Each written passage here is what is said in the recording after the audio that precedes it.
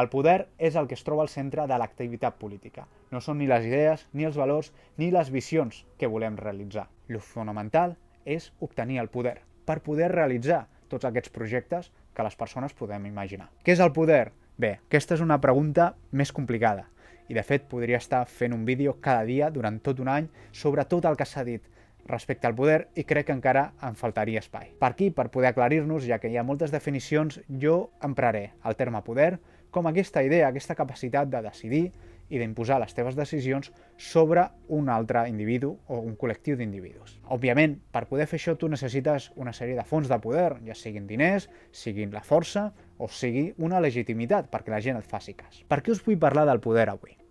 Perquè d'ençà de l'any 2017 crec que molta gent al nostre país ha arribat a la conclusió de que si les coses van anar com van anar és perquè hi havia una manca de comprensió de la realitat del poder sobirà de l'Estat a casa nostra i sobretot en les ideologies dominants a Catalunya. Vull reflexionar sobre aquest tema perquè crec que és fonamental per entendre què ha passat en els últims anys i de quina manera les coses podrien anar diferents en el futur.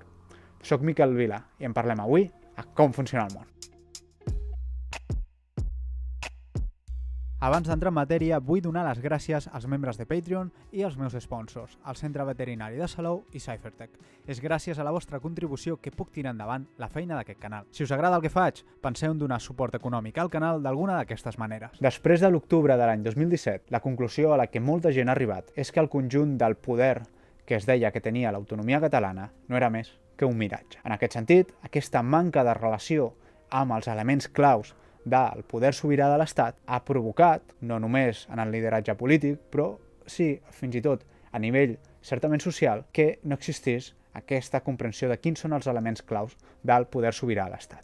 I aquí vull fer un incís, perquè no vol dir que a Catalunya no es conegui què és el poder, i que no vol dir que la classe política catalana no sàpiguen què és el poder, no sàpiguen què és un cert poder.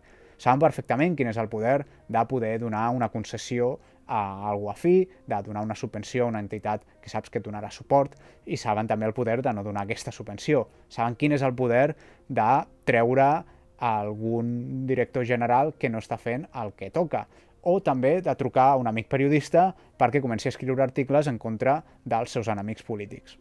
Aquest és un aspecte del poder que òbviament coneixen, com tots nosaltres coneixem aspectes del poder i l'exercim en les nostres relacions, depenent la posició que ocupem en les diferents activitats o posicions que desenvolupem al llarg de la nostra vida.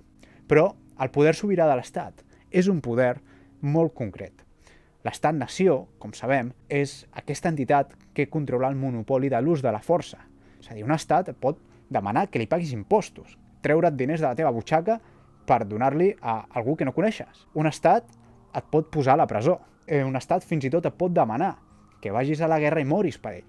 Aquest és el poder de l'estat sobirà i de l'estat-nació. I aquest és un tipus de poder molt concret, del qual l'autonomia catalana ni se li acostava. I això és una cosa que va quedar clar després de l'any 2017. És a dir, estem parlant d'un salt qualitatiu fundamental, és a dir, no és el que molts es pensaven i encara molts es pensen dins l'independentisme, que bàsicament una Catalunya sobirana funcionarà com una Catalunya autonòmica sense la intervenció de Madrid. Això és un error importantíssim, perquè una Catalunya sobirana és una Catalunya que decideix sobre qüestions i que no tenen a veure ni amb la sanitat, ni amb l'educació, ni amb serveis socials, ni amb aquestes coses que normalment es parla. Estem parlant que una Catalunya sobirana, com tot estat sobirà, com fa també l'estat espanyol avui dia, és una Catalunya que té capacitat per decidir sobre l'element mateix de la vida. I per tant, això és un salt qualitatiu, és una responsabilitat molt diferent a la que té un govern local, o un govern autonòmic, regional, com li vulgueu dir. Pensar, posar-se aquestes sabates, implica un nivell de responsabilitat molt diferent del que actualment es pot assolir. Però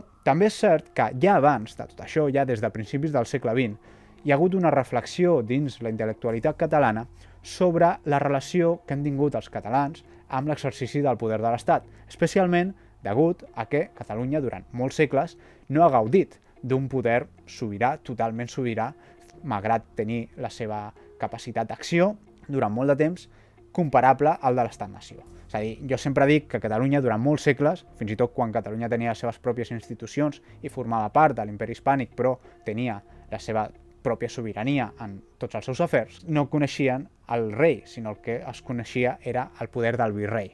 no hi havia una relació directa, per tant, amb el poder polític. I llavors, la construcció de la idea del poder, no? De què significa el poder d'un estat, al final s'ha construït a través d'un virrei que no deixa de ser el miratge d'un rei. I això doncs, té conseqüències, naturalment, en la consciència i la cosmovisió que té un poble sobre aquestes coses. Com qualsevol persona que practiqui esports de contacte us podrà dir, a mesura que aprens a rebre cops, també n'hauries d'aprendre a donar-los. Tanmateix, si tu només estàs acostumat a rebre'n, això el que acaba fent és corcar-te l'esperit. I de fet, el que passa a Catalunya no és tan diferent del que li passa a molts pobles i persones que s'han trobat en situacions d'opressió o d'abús de poder constant en contra d'ells. El que trobem és que a Catalunya s'ha generat una cultura de resistència al poder. La norma a Catalunya és la bullanga, la rebel·lió, la revolta, però en canvi, clar, quan un poble es penja la medalla de ser un poble rebel, el que t'està dient és que és un poble que no ha sigut mai capaç de fer una rebel·lió exitosa. I per tant, dins el nacionalisme català, dins l'independentisme, s'ha generat una cultura de resistència al poder, però no una cultura de poder. I això ha fet que durant molt de temps aquest miratge de poder que s'havia construït al nostre país s'hagi pogut passar com a poder real. Quan l'any 2017 es va donar el moment decisiu on es volia avançar cap a aquesta Constitució d'un estat on, per tant, el que necessites és no només el poder sobirà de l'estat, sinó com a mínim la mentalitat, la voluntat d'exercir-lo, llavors aquest canvi no es va poder fer. I no es va poder fer per diversos motius, però aquest és un d'ells. Però tanmateix, si ens quedem aquí, podríem caure en una lògica tautològica. És a dir, si no tens poder, no saps exercir el poder, i com no saps exercir el poder, no saps tenir poder. Però clar, si això fos real, les relacions de poder al llarg de la història s'haguessin mantingut estables. I sabem la realitat de que hi ha imperis que cauen i imperis que pugen. Hi ha nacions que passen de ser esclaves a esdevenir conqueridores. Per tant, sabem que les relacions de poder són fluides.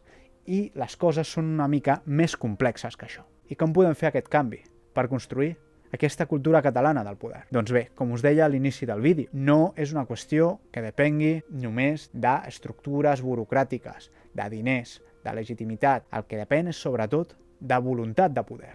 És a dir, de tenir molt clar que es vol aquest poder i que s'està disposat a exercir-lo, a jugar segons les seves lògiques, i aquesta és la primera guspira que permet pobles que s'han trobat durant segles en situacions subalternes doncs, arribar a conquerir la seva llibertat i fins i tot anar més enllà d'això. Un cop desenvolupem aquesta guspira, aquestes ganes de tenir aquesta voluntat de poder, com anem més enllà d'això? Com aprenem a exercir aquest poder sobirà de l'Estat, quan, com sabem els catalans, realment no tenim accés a aquest i sabem també que les estructures del poder autonòmic mai se li han acostat i encara menys avui se li acosta. Però bé, fins i tot en aquestes, alguna cosa es pot aprendre si s'exerceixen bé. Crec que el punt fonamental és doncs, fer el que ha fet tothom durant tota la vida, que és aprendre del que fan els altres. I en aquest sentit, doncs, tenim la sort de que vivim en un món on no som els únics que ens trobem en aquesta situació i sabem que hi ha molts estats sobirans al món i podem aprendre de les seves lògiques,